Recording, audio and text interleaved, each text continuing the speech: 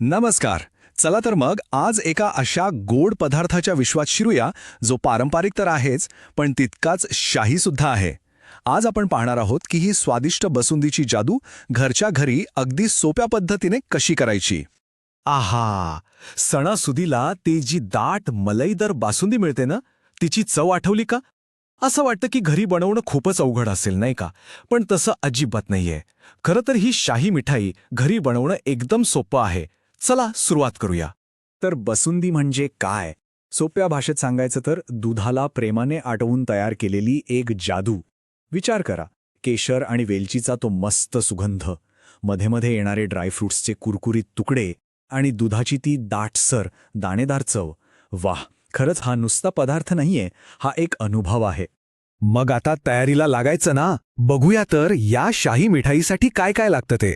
आणि सगळ्यात भारी गोष्ट काय माहितीये? यासाठी काही खास वेगळं सामान लागत नाही. आपल्या स्वयंपाकघरातल्या अगदी नेहमीच्या गोष्टींमधूनच ही कमाल होणार आहे. सगळ्यात महत्वाचं फुल क्रीम दूध. हो, साय असलेलं घट्ट दूध घ्या, कारण खरी मजा त्याच दुधात आहे. मग अर्थातच गोडपणासाठी साखर, सुगंधासाठी वेलचीची पूड आणि थोडा कुरकुरीतपणा यायला हवेत बदाम आणि पिस्त्याचे काप.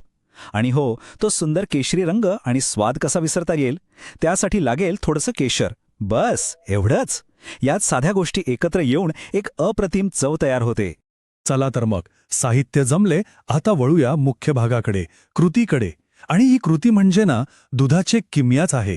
साधं दूध कसं हळूहळू दाट रबडीसारखं होतं हे बघायलाच खूप भारी वाटतं. ओके, तर सगळ्यात पहिलं काम, एक जाड बुडाचं भांडं घ्या. हे महत्वाचं आहे, कारण जाड बुडामुळे दूध खाली करपणार नाही. आता त्यात दूध घालून मंद आचेवर उकळायला ठेवा. आणि आता येतो सगळ्यात महत्वाचा भाग. लक्ष द्या हं, दूध उकळताना कडेला जी साय जमा होते ना, ती चमच्याने खरबडून परत दुधातच टाकायची. हेच ते सिक्रेट आहे ज्यामुळे बासुंदीला ती दाणेदार रबडीसारखी चव येते. आता इथे थोडा संयम हवा. या सगळ्या गोष्टीला साधारण 30 ते 40 मिनिटं लागतील. हो, थोडा वेळ लागतो. पण एक गोष्ट लक्षात ठेवा, सतत ढवळत राहायचं, नाहीतर दूध खाली लागलं की सगळी चव बिघडते. पण काळजी करू नका, या मेहनतीचं फळ जे मिळणार आहे ना, ते एकदम गोड असणार आहे. बरं, दूध साधारण अर्ध झालं की मग त्यात टाका साखर. साखर पूर्ण विरघळली की एका वाटीत गरम दुधात भिजवलेलं केशर त्यात घाला. बघा, लगेच कसा सुंदर रंग येतो. मग वरून टाका वेलची पूड आणि आपले कापलेली बदाम पिस्ते. आता फक्त 2-3 मिनिटं उकळू द्या आणि झाली आपली शाही बसुंदी तयार आहे. बसुंदी तर तयार झाली, पण थांबायचं नाहीये. ती अगदी परफेक्ट व्हावी आणि तिची चव अजून कशी वाढवता येईल यासाठी काही छोट्या पण महत्वाच्या टिप्स आहेत. चला ते आपण बघून घेऊया. हे लक्षात ठेवा, बसुंदीची खरी मजा आहे ना ती थंड खाण्यात आहे, गरम गरम नाही. तिला मस्तपैकी फ्रीजमध्ये थंड होऊ द्या. आणि हो, वाढताना वरून थोडे अजून बदामाचे आणि पिस्त्याचे काप टाका. काय दिसतं आणि लागतं अप्रतिम. तर थोडक्यात 3 महत्वाच्या गोष्टी.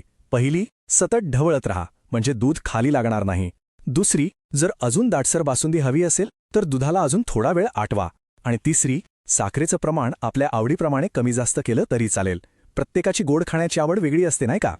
आणि परत एकदा सांगतोय, हे विसरू नका, बासुंदीच्या त्या दाटसर मलईदार चवीचं सगळ्यात मोठं रहस्य काय आहे? तर पातेल्याच्या कडेला जमलेली साय, ती परत दुधात मिसळणं. ही एक छोटीशी गोष्ट आहे, पण ती संपूर्ण पदार्थाला एका वेगळ्याच लेवलवर घेऊन जाते. तर ही झाली आपली पारंपरिक पद्धतीनं बनवलेली बसुंदी. पण समजा कधीतरी घाई असेल, एवढा वेळ नसेल, मग काय? मग कंडेन्स्ड मिल्क वापरून 10-15 मिनिटात झटपट बसुंदी कशी बनवायची हे शिकायला आवडेल का? विचार करा. तोपर्यंत मात्र या शाही थंडगार बसुंदीचा आनंद घ्या.